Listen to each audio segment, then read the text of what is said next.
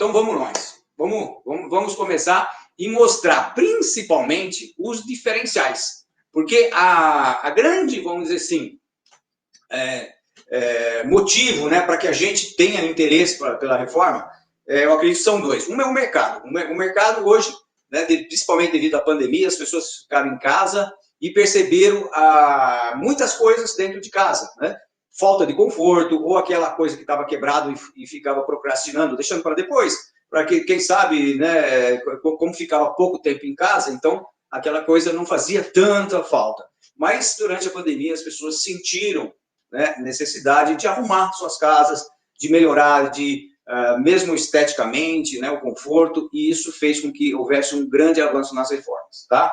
E isso, o que a gente vai falar, também é importante as diferenças entre uma reforma e uma obra nova, para a gente sentir exatamente, perceber, até mesmo no momento quando a gente tem o primeiro contato, que é justamente no atendimento do cliente, a gente já vai ter uma abordagem diferente com esse cliente.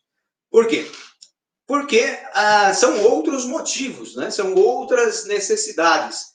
E, de repente, você tem que começar a ter outras perguntas também, né? Ampliar o nível de perguntas, porque não é simplesmente uma necessidade, muitas vezes, de uma modificação, mas o porquê, como que essa família convive ali, tem parentes de fora que, de repente, passam alguns dias naquela casa, né? E assim por diante. Então, a hora do atendimento é muito importante porque a gente precisa sentir a real necessidade, né, do cliente, o porquê que ele está ampliando, o que ele está reformando, né? Se é por uma ampliação, né, para deixar a casa maior, ou se é simplesmente para deixar uma estética melhor, ou mesmo um conforto a mais, ok? E muitas vezes esse conforto, essa estética vem com materiais novos, com inovações, né?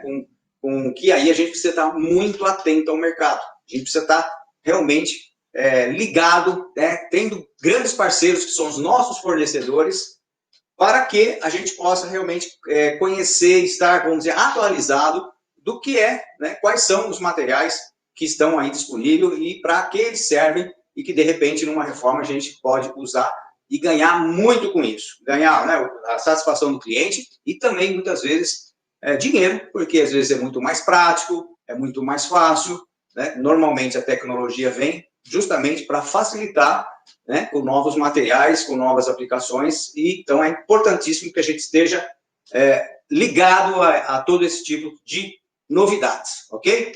Vamos lá, então, atendimento ao cliente, que é sobre isso que a gente precisa dizer bastante, que é o diferencial de como a gente vai atender. Não adianta ter aquele briefing, né, que é aquele plano de necessidades basicão, do começo ao fim, como você vai fazer uma casa do início ao fim.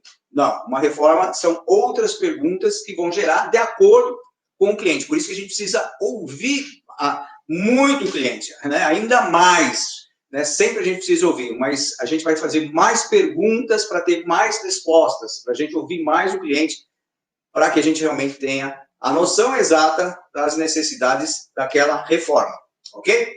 Vamos lá. Então, vou passar agora para uma outra tela e aqui a gente vai falar sobre quais são mesmo os objetivos. Então, a gente precisa saber e definir qual o objetivo da reforma, né? No caso, a gente falou muito sobre reforma comercial, industrial e residencial, tá? Mas todas elas, na verdade, aqui eu poderia deixar só a reforma ou colocar também comercial e industrial, porque isso que eu vou falar agora serve para todos os tipos de reforma, tá?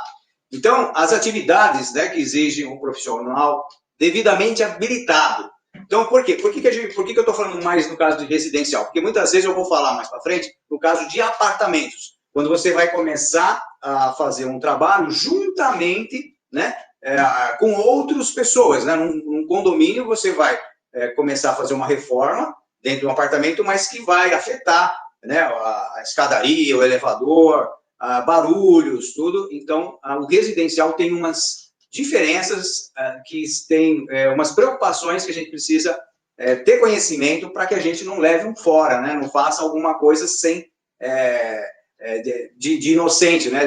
Sem saber o que está fazendo. Então, é importante ter consciência, existe uma norma apropriada para ela, que a gente precisa atender, que a gente vai falar daqui a pouco.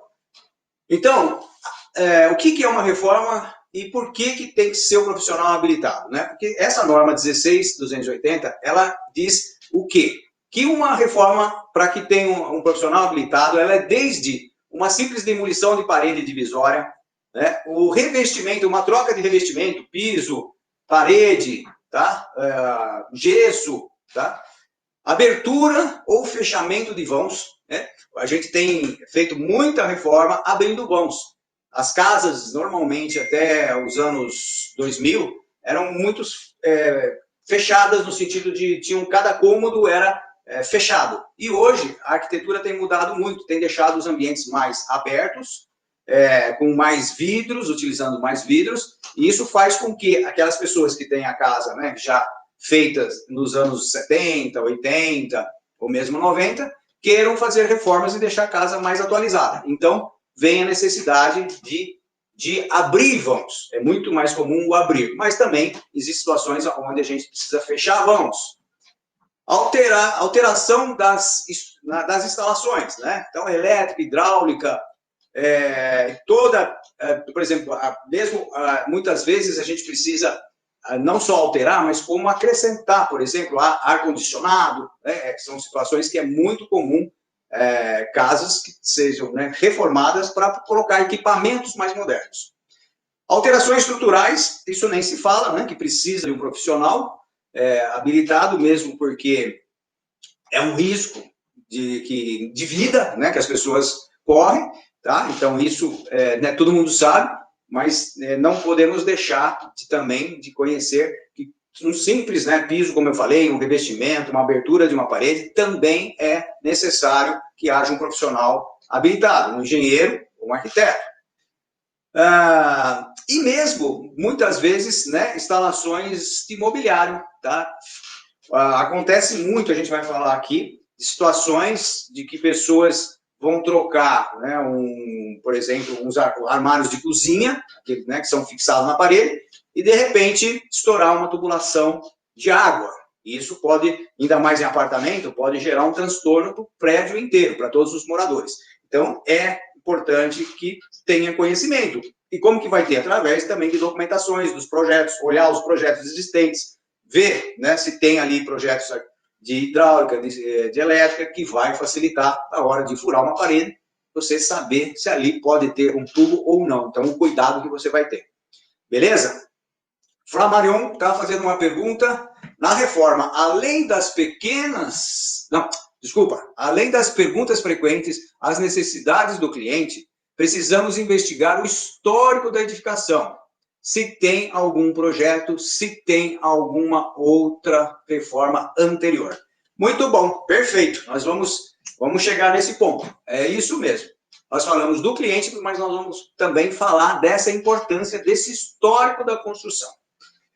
Vamos lá, muito bom. Obrigado, Flamarion. Isso daí é muito legal, esses toques. Espero que os outros também possam, né, estar participando aí com perguntas e falando mesmo, né, colocando a experiência de vocês ou perguntando se não tem a experiência, que a gente vai, com certeza, tentar resolver, né, responder essas perguntas. Vamos lá. Vamos trocar? Vou trocar aqui tem uma pergunta, desculpa, eu não tinha visto.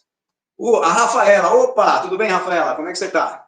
O engenheiro civil pode ser responsável por alterações de instalações elétricas? Sim, ele pode ser responsável, né? E deve ser responsável de uma residência, sim. É claro que, dependendo, né, do porte, eu preciso ver, isso aí eu até preciso buscar, dependendo de uma certa voltagem.